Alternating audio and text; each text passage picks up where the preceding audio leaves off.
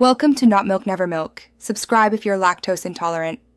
In this video, I will explain how to use Zen Hub. First, navigate to your GitHub repository. Once there, you'll see the Zen Hub board tab. Click on it to access your project workspace. This integration means you don't need to switch between multiple tools, saving you valuable time and streamlining your development process. It's designed to make your team's workflow incredibly efficient.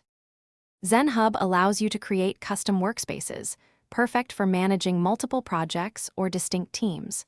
To create one, simply click the Workspaces drop-down and select New Workspace. You can then group related issues into epics, providing a high-level overview of larger initiatives.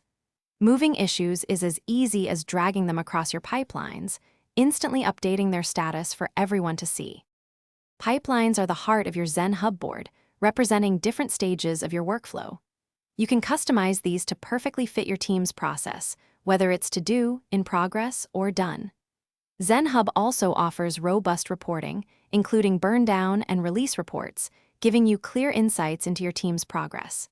These tools help you forecast project completion with impressive accuracy, ensuring you stay on track.